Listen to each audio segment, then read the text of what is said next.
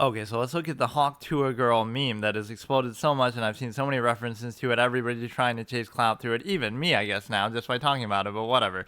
The problem with it is that it reflects what I called many years ago the internet sort of down bad syndrome in a certain degree. But let's look at it, first of all, in some other sense. Like, for example, if you want to look at the genuine merits for why it's popular just in a viral sense. What made this video viral? It's the fact that she's so genuine as she says it, even though I always question that too. Like anybody in front of a mic or a camera, even like me right now, there's always a performative aspect. You know you're in front of a mic, you know you're being interviewed by the guy, so you kind of play things up a little bit. You're doing it sort of for the camera.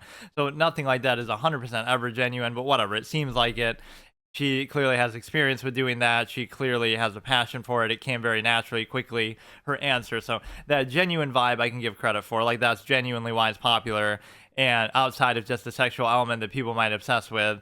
And then also the simple fact that of her southern accent and just kind of the way she says it. Okay, so all that I'll give credit for to a degree. Those are just general dynamics that could make it popular. But the part that I don't like and that I've criticized in a lot of things over the years is anytime you have like some sort of female content creator, and she wasn't even doing that, but this just exploded and probably made her into one now. She can kind of capitalize on it all other ways is that anytime you have a female content creator online, anytime they're doing face cam, and I'm not blaming you for doing that, yes, they might have their lighting just perfect. They might do their makeup just right. They might wear clothes that make them sort of a thirst trap, effect. All those things might be true, and you might criticize it on that level, but I'm only partly doing that. What I'm more so criticizing is the audience where the internet seems at times so down bad for anything like that, where you look at the comments on any of these sorts of videos, again, it's just a girl talking into her camera, right? A woman talking with face cam, could be talking about politics, could be talking about anything, doing anything in the world, cooking, etc. But it doesn't matter. It always comes back to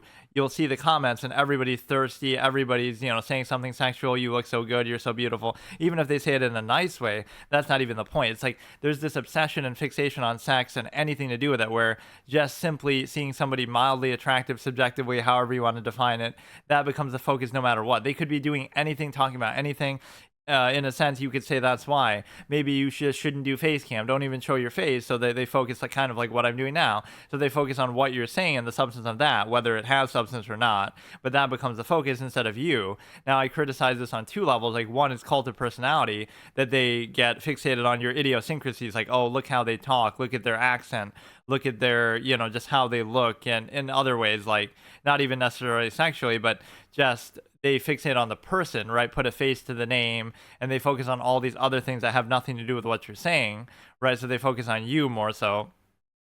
But then also the sexual element compounds that. Like, yes, we get it. People are sort of playing into that a bit, but that is kind of sad to see. Like so many videos that'll get millions of views and so many people get so much traction. It is this sort of down bad syndrome that anything to do, again, a moderately attractive girl sitting in front of the camera just talking about any random subject or doing anything at all, and oh no, it's a thirst trap, this or that, and people go down bad for it.